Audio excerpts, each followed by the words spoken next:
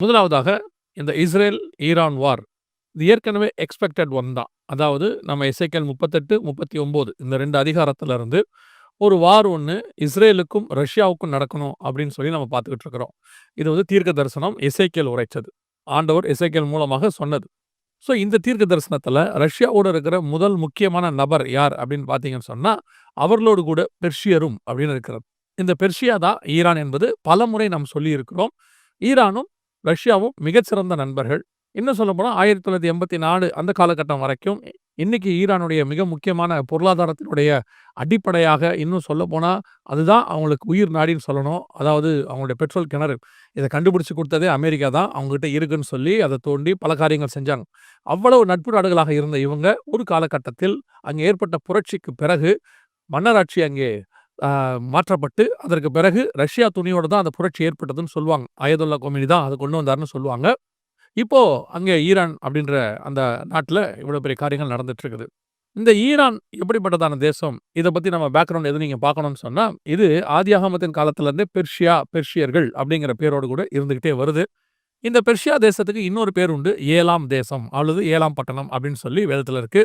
தானியேல் சொல்வார் இல்லையா? ஏலாம் தேசத்திலே ஊலாய் ஆற்றங்கரையில் நான் இருந்தேன்னு சொல்லி, அந்த ஏலாம் தேசம் இங்க தான். பைபிள்ல மேதிய பெர்ஷியா சாம்ராஜ்யம் அப்படின்னு நம்ம சொல்றோம் இல்லையா? அந்த பெர்ஷியா சாம்ராஜ்யத்துல இதான். இந்த பெர்ஷியா சாம்ராஜ்யத்தினுடைய நமக்கு தெரிஞ்ச முதல் ராஜா யாருன்னு கேட்டீங்கன்னு சொன்னா கோரேஸ்.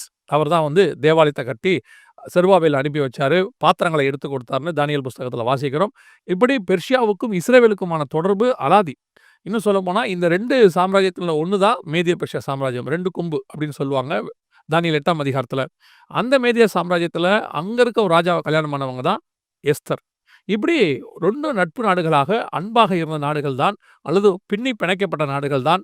சேமின் வரலாறுல பெர்ஷியாங்கிற பேர் வருகிறது. ஏலாம்ங்கிற பேர்லாம் வருது. ஆனால் இன்னைக்கு ஏன் இவங்க இந்த நிலைமையில இருக்கிறாங்க அப்படின்னு சொல்லி பார்க்கும் பொழுது, இதெல்லாம் பின்னாட்கள்ல மத ரீதியாக ஏற்பட்டதான ஒரு பெரிய மாற்றம் அல்லது அவங்களுக்குள்ள ஒரு பிரிவினை. அதனுடைய விளைவாக தான் இதுக்கு போயிட்டு இருக்குது. ஆனால் இந்த முடிவு இப்படித்தான் வரும் அப்படின்னு பைபிள் நமக்கு சொல்லி வச்சிருக்கிறதுனால, இத பத்தி நம்ம ஏற்கனவே நெறைய பார்த்துக்கிட்டே இருக்கிறோம். இப்போ இந்த பெர்ஷியா என்கிறதான ஈரானுக்கும், இஸ்ரவேலுக்குமான பிரச்சனை பெரிய லெவல்ல போயிருச்சு. எந்த அளவுக்கு போயிருச்சுன்னா, இனி ஸ்டாப் ஆகுமா? அப்படிங்கிற இடத்துல யாராவது ஒருத்தர் சரண்டர் ஆகணும். ஏன்னா 2 பேரும் மாறி மாறி அடிக்கிறாங்க. ஈரானுடைய பாலிஸ்டிக் ஆயுதங்கள்னு சொல்லுவாங்க. வெப்பன் சொல்லுவாங்க. அது பெருமளவுல டெல் அவிவ் தாக்கி இருக்குதுன்னு சொல்றாங்க. இஸ்ரேலுடையதான மிக முக்கியமான காரியங்கள்லாம் போயி, ஈரானுடையதான நியூக்ளியர் பிளான்ட் எல்லாம் அடிச்சிருக்கு அப்படின்னு சொல்றாங்க. இஸ்ரேல் சொன்ன மிக முக்கியமான விஷயம் என்னன்னா, நியூக்ளியர் பிளான்ட்ட தான் நாங்க அடிக்க போறோம். ஈரான் வந்து நியூக்ளியர் வெப்பன்ஸ் வச்சிருக்கு அப்படின்னு சொல்லி. இந்த நியூக்ளியர் வெப்பன்ஸ் தயாரிக்க தேவையான யுரேனியம் அமெரிக்கா குடுத்தது. அப்படி அதனால அமெரிக்காவும் என்ன சொல்லுதுன்னா, அந்த நியூக்ளியர் தயாரிக்க நாங்க ஒத்துக்க மாட்டோம் அப்படின்னு அவங்க சொல்றாங்க. ஸோ இந்த இஷ்யூஸ் இப்படி போயிட்டு இருக்குது. இதனுடைய முடிவு என்னவா இருக்கணும்? அல்லது என்னவா போகும்? அப்படின்னு கேட்டீங்கன்னு சொன்னா, இப்ப நடக்கிற இந்த இஷ்யூ இத விட பெரிய லெவல்ல போக வாய்ப்பு இருக்கிறது. அதாவது இதனுடைய ஆரம்பம் வந்து வேற. எங்க இருக்கு அப்படின்னு சொல்லி பார்த்தீங்கன்னு சொன்னா, ஹமாஸ் வந்து அந்த டெம்பிள் மவுண்ட்ங்கிற இடத்த அவங்க எடுக்கிறதுக்காக ஆரம்பிச்சது தான். 23ஆம் வருஷம் அக்டோபர் மாசம் 7ஆம் தேதி. அதுதான் இதனுடையதான தாய் பிரச்சனை. அதாவது ஆரம்ப பிரச்சனைன்னு அர்த்தம். அங்க ஆரம்பிச்ச அந்த பிரச்சனை அப்படியே ஹமாஸ்க்கு உதவி செய்ய ஹிஸ்புல்லா வர, ஹிஸ்புல்லாவுக்கு உதவி செய்ய ஹவுதீஸ் வர, ஹவுதீஸ்க்கு உதவி செய்ய ஈரான் வர, இப்படி இந்த எல்லைகள் எல்லாம் பெருசாகி சண்டைகள் பெருசாகிட்டே போகுது. ஆனா ஆரம்ப மையப்புள்ளி எங்கன்னா, அந்த மலைக்கான சண்டை தான் இது. எசேக்கியேல் 38:8, எசேக்கியேல் 39:2 இது 2ம் மலைக்கான சண்டையாக இருக்கும். மேபி இந்த சண்டை இப்போ கொஞ்சம் குறையலாம் அல்லது ஈரான் சரண்டர் அடையலாம். அது இஸ்ரேல் இத சமாதானத்துக்குள்ள போலாம். எது எப்படி நடக்குமோ அதில தெரியாது. ஆனா ஆரம்பிச்ச இந்த சண்டை கண்டிப்பாக அந்த மலை பிரச்சனை தீர்ந்த பிறகு தான் நிக்கும். சரி, இந்த சண்டை அடுத்த லெவலுக்கு என்னவா போகும்? அப்படின்னு சொல்லி நீங்க பார்த்தீங்கன்னு சொன்னா, இப்ப இது அப்படியே கொஞ்சம் கொஞ்சமா விஸ்தாரமாகி ஈரான் வரைக்கும் போயிடுச்சு. இதுல மிக முக்கியமான ஒரு நாடு உள்ளே நுழையணும். அதான் ரொம்ப இம்பார்ட்டன்ட். யாரு அப்படின்னு சொல்லி பார்த்தீங்கன்னு சொன்னா, ரஷ்யா நுழையணும். எசேக்கியேல் 38:2ல ஆங்கில வேதாகமத்திலிருந்து, எபிரேய மொழியிலிருந்து எல்லா வேதாகமத்திலயும் மலையாளம், மராத்தி எல்லாத்திலயும் ரோஷ் என்கிறதான வார்த்தை இருக்கிறது. இந்த ரோஷ் யாரு அப்படின்னா, வடபுறத்திலிருந்து எழும்புனோன்னு 39:2ல இருக்கு. அதான் ரஷ்யா என்று சொல்லி நாம் பார்க்கிறோம். இப்ப ரஷ்யா இது நிலைப்பாடு என்ன? ஏற்கனவே லிபியால ஒரு பிரச்சனை கடாஃபி பீரியட்ல வந்துச்சு. சிரியால ஒரு பிரச்சனை வந்துச்சு. எல்லா பிரச்சனைகள்லயும் ரஷ்யா ஒரு கண்டனத்தோட சொல்லிட்டு, அதுக்கப்புறம் ஆனா ஏன்னா இவங்க எல்லாமே ரஷ்யாவுடைய பிள்ளைகள் மாதிரி. கடாஃபி அடிக்கும்போது கூட, என் நண்பர் நீங்க கை வைக்கிறீங்கன்னு தான் சொன்னாரு. ஆனா அப்பவே அவர் ஒரு வார்த்தை சொன்னாரு, ஈரான் மேல நீங்க கை வச்சீங்கன்னா, அது 3ஆம் உலக யுத்தமாக மாறும். ஈரான் மேல கை வைக்கக்கூடாதுன்னு சொன்னார். இப்பவும் இந்த இஷ்யூல ரஷ்யா மட்டும் தான் நேரடியாக ஒரு கண்டனத்தை தெரிவித்திருக்கிறது. அவருடைய வெளியுறவுத்துறை அமைச்சர வச்சு சொல்லியிருக்கிறாங்க. இஸ்ரேல் அறிவுகெட்டத்தனமா பண்ணுது அப்படின்னு அவங்க சொல்லி வச்சிருக்கிறாங்க. ஸோ இதுல ஒரு பாயிண்ட்ல ரஷ்யா உள்ளே நுழையணும். ரஷ்யா உள்ளே வந்து இந்த பிரச்சனை அடுத்த லெவலுக்கு போகணும். அதுதான் மிக மோசமான விளைவை ஏற்படுத்தும். இப்ப இது 2த்துக்கும் நடுவுல 2 ஸ்டேட்டுக்கு நடுவுல நடந்துட்டே இருக்கு இல்லையா? இதுல ரஷ்யா நுழையும்போது அது உலக யுத்தமாய் மாறுவதற்கும் வாய்ப்பு இருக்கிறது. இந்த இஷ்யூவை நீங்க பாருங்களேன். இந்த இஸ்ரேலுக்கு விரோதமாக யுஎன்ல ஜூன் மாசம் ஒரு மிக முக்கியமான ஒரு காரியம் வரவேண்டிருந்துச்சு. அதாவது 2 ஸ்டேட் சொல்யூஷன். நம்ம போன நேற்று வாரத்துல கூட சொல்லியிருந்தோம். ஜூனுக்கு அப்புறம் ஒரு பெரிய இஷ்யூ நடக்கும்னு சொல்லி. இப்ப அந்த இஷ்யூவ கொண்டு வர வேண்டிய பிரான்ஸ் தள்ளி வச்சிருச்சு. அதுக்கு ஆதரவு தெரிவிச்சதான இங்கிலாந்து, ஜெர்மனிலாம் தள்ளி வச்சுட்டாங்க. இப்போ G7 நாடுகள் அப்படின்னு சொல்லுவாங்க. இந்த 7 நாடுகள் இருக்குது. அதாவது Canada, UK, US, France, Italy இவங்கலாம் ஒரு 7 நாடுகள் இருக்கிறாங்க. இவங்க அத்தனை பேரும் இந்த விஷயத்துல இஸ்ரேலுக்கு ஆதரவா வந்துட்டாங்க. இன்னும் சொல்லப்போனா இஸ்ரேலுக்கு ஆதரவா மட்டும் இல்ல, இஸ்ரேலுக்கு இவங்க வந்துட்டு ஒரு பாதுகாப்பு அரணாக சுத்தி நிக்க தொடங்கிட்டாங்க. ஈரானுக்கும் ஆதரவு இல்லாம இல்ல. ஈரானுக்கும் கல்ஃப் கண்ட்ரீஸ்ல 1, 2 நாடுகள் ஆதரவு தெரிவிக்க ஆரம்பிச்சிருக்கு. இப்பதான் ரஷ்யா வந்து வெளியரங்கமாக ஆதரவு தெரிவிக்க ஆரம்பிச்சிருக்கு. இதுல ரஷ்யாவோடு கூட மாக்கோகு என்று சொல்லக்கூடியதான சைனா உள்ள வரணும். மாக்கோகியா, மங்கோலியான்னு சொல்லுவோம். அந்த மங்கோலியா இனத்தை சார்ந்ததான நாடுகள், அதோடு கூட தான் இருக்கிறவர்கள், அதோடு கூட இந்த ஈரானுக்கு உதவி செய்யக்கூடியதான அரபு நாடுகள், இவங்க எல்லாம் ஒண்ணா சேர்ந்தாங்கன்னா, ஏன்னா இப்போ இவங்க எல்லாருமே இஸ்ரேலுக்கு ஒண்ணா சேர்றாங்க. இது மையப்புள்ளியா எங்க போய் நிக்கும்? எப்போ இது அடுத்த லெவலுக்கு உடையுச்சு அல்லது பெரிய லெவல் ஆக்குறதுக்கு வாய்ப்பு இருக்கிறது அப்படின்னு கேட்டீங்கன்னா, இப்ப நல்லா கவனிச்சு பாருங்க. இந்த ஹமாஸ கை வச்சோனே ஹிஸ்புல்லா வந்துச்சு. ஹிஸ்புல்லாவ கை வச்சோனே ஹவுதீஸ் வந்தாங்க. ஹவுதீஸ கைய வச்சோனே ஈரான் வந்துச்சு. இது வந்து எதையோ ஒரு இடத்துல ட்ரிகர் ஆகி பெரிய லெவல்ல தான் போயிட்டே இருக்கு பாருங்களேன். ஸோ இப்படி போக, போக, போக இது அடுத்த ட்ரிகர் ஆகணும். ட்ரிகர் ஆனா தான் இதோட பெரிய லெவலுக்கு போகறதுக்கு முடியும். அது எங்க ட்ரிகர் ஆகும்னு கேட்டீங்கன்னா, இவங்க அத்தனை பேரையும் சென்சிட்டிவா ஒரு இடத்துல தான் கை வைப்பாங்க. எங்க அப்படின்னு கேட்டீங்கன்னா, டெம்பிள் மவுண்ட் என்று சொல்லக்கூடியதான அந்த தேவாலயம் இருந்த மலை. அந்த இடத்துல தான் இவங்க கை வைக்க போறாங்க. அந்த இடத்துல இப்போ நல்லா கவனிச்சு பாருங்க. அந்த தேவாலயம் இருந்த மலைக்கு மேல டெம்பிள் மவுண்ட்டுக்கு மேல ஏவுகணைகள் போக ஆரம்பிச்சிருச்சு. இப்போ ஃபுல்லாவே எருசலேம்ல ஏவுகணைகள் போக தொடங்கிருச்சு.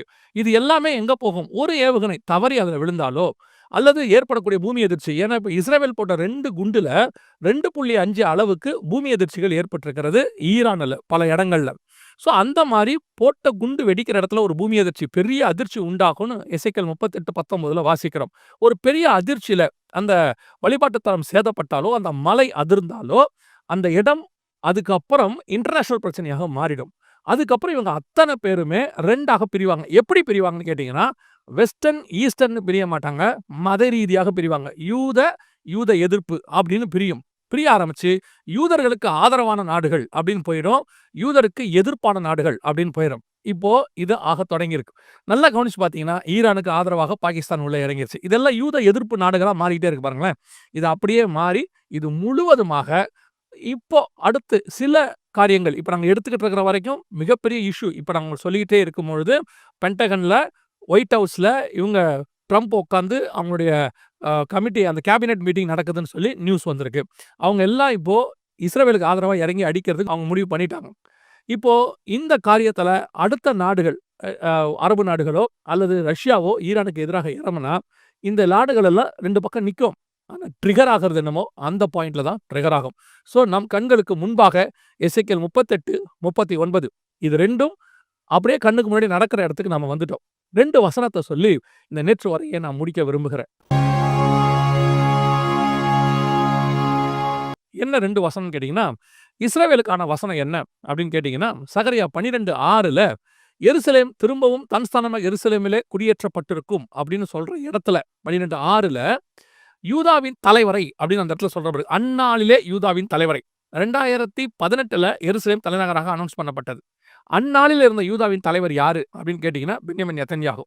அவர் என்ன செய்வார்னு கேட்டீங்கன்னா, இடதுபுறமும் வலதுபுறமும் சுற்றில் இருக்கிற எல்லாரையும் பட்சிப்பார்கள்னு இருக்கு. கரெக்டா இந்த இடத்துல நீங்க கவனிச்சு பாருங்க.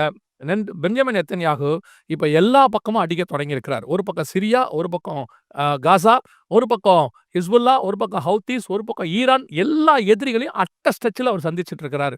12:6 எருசலேம் திரும்பவும் தன் ஸ்தானமாக எருசலேம்ல. இதுக்கு நடுவுல 2 ஸ்டேட் சொல்யூஷன், இதுக்கு நடுவுல அந்த மலை டெம்பிள் மவுண்ட், இதெல்லாம் தாண்டி என்ன ஆகும்னு கேட்டீங்கன்னா, அந்த ட்ரிகர் ஆகிறது டெம்பிள் மவுண்ட்ல ஆகும்.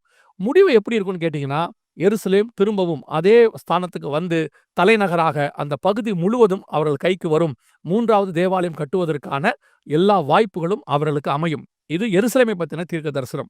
அதே வேளையில ஈரானை குறித்தான தீர்க்க தரிசனம் என்ன சொல்லுகிறது அப்படின்னு சொல்லி நீங்க பார்த்தீங்கன்னா, எரேமியா 49:36ல வானத்தின் 4 திசைகளிலுமிருந்து 4 காற்றுகளை ஏலாமின் மேல் வரப்பண்ணி, அவர்களை அந்த எல்லா தேசங்களிலும் சிதறடிப்பேன். ஏலாம் தேசத்திலிருந்து துரத்துண்டவர்கள் சகல ஜாதிகளுக்குள்ளும் சிதறப்படுவார்கள் இருக்கு. இது ஈரானை குறித்தான ஒரு தீர்க்க தரிசனம். இந்த தீர்க்க தரிசனம் நிறைவேறப் போகிறதுக்கான வாய்ப்புகள் நெறைய இருக்கு. நம்ம ஏற்கனவே உங்களுக்கு ஒரு தீர்க்க தரிசனம் சொல்லியிருந்தோம். ஞாபகம் இருக்கும்னு நெனைக்கிறேன். நம்ம சொல்லல. பைபிள்ல உள்ள ஏசாயா தீர்க்கதரிசன புஸ்தகத்துல இருந்து நம்ம அத வாசிச்சிருந்தோம். அதாவது ஏசாயா 14:29, 30ல முழு பெலிஸ்தியாவே, உன்னை அடித்த கோல் முறிதென்று அக்களிப்பாயிராதே. பாம்பின் வேரிலிருந்து கட்டு விரியன் தோன்றும். அதன் கனி பறக்கிற அக்கினி சர்ப்பமாயிருக்கும். 30வது வசனம். தரித்திரரின் தலப்பிள்ளைகள் திருப்தியாய் புசித்து எளியவர்கள் சுகமாய் படுத்திருப்பார்கள். உன் வேரை பஞ்சத்தினால் சாகப் பண்ணுவேன். உன்னில் மீதியானவர்கள் அவன் கொன்று போடுவான். வாசலே அலறு, நகரமே கதறு. பெலிஸ்தியாவே, நீ முழுவதும் கரைந்து போகிறாய். ஏனென்றால் வடக்கே இருந்து புகைக்காடாய் வருகிறான். அவன் கூட்டங்களில் தனித்தவன் அல்ல என்று சொல்லி இந்த தீர்க்க தரிசனம் காசால நிறைவேறுச்சு பெலிஸ்தியாவுல. இப்போ 49 எரேமியா 36 இந்த ஏலாயை பத்தி தேசம் சிதறடிக்கப்படும். இப்பவே அவர்கள் சிதறுண்டு போவார்கள் இருக்கு. ஈரான்ல பாத்தீங்கன்னா எல்லாம் எவாக்குவேட் பண்ண ஆரம்பிச்சுட்டாங்க. யுஎஸ் ஏற்கனவே சொல்ல தொடங்கிருச்சு வெளியே போங்கன்னு. இப்போ இஸ்ரேலும் சொல்லுது. இஸ்ரேலையும் அதே காரியம் நடக்குது. ஆனால் இது இஸ்ரவேலை பத்தின தீர்க்க தரிசனம். சகரியா 12:6, 49:36 எரேமியா ஈரானை பத்தினதான தீர்க்க தரிசனம். வேதத்தில் சொல்லப்பட்ட இந்த காரியங்கள் எல்லாம் துல்லியமாய் நடைபெற்று கொண்டே இருக்கிறது நம் கண்களுக்கு முன்பாக.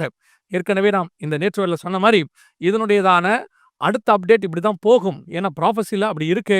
ஒருவேளை கொஞ்ச நாள் அடங்குன மாதிரி இருந்தாலும் அந்த மலைக்கு தான் இது போய் கடைசியாக முடியும்.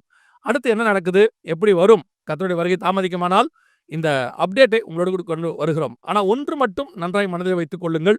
கடைசி காலத்தில் யுத்தங்களையும் யுத்தங்களின் செய்திகளையும் கேள்விப்படுவீர்கள் என்று மத்திய 24:6 சொல்லப்பட்டதான தீர்க்க தரிசனங்கள் எந்த யுத்தம் என்று துல்லியமா இயேசு சொன்ன எசேக்கியேல் 38, 39 ரெண்டும் கண்களுக்கு முன்பாக மிக தெளிவாய் நடைபெற்று கொண்டிருக்கிறது. உலகம் இப்பொழுது மிக மோசமான இடத்துக்கு போயிட்டு இருக்கு. ஆனால் சபை மட்டும் இந்த எந்த விதமான ஒரு உணர்வும் இல்லாத இடத்துல இருக்கிறத பார்க்க முடியுது. உணர்வடையுங்கள்.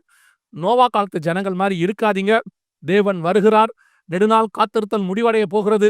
எதிர்பார்த்த காரியங்கள் எல்லாம் முடிவுக்கு வருகிறது. நம்முடைய ராஜா வரப்போகிறார்.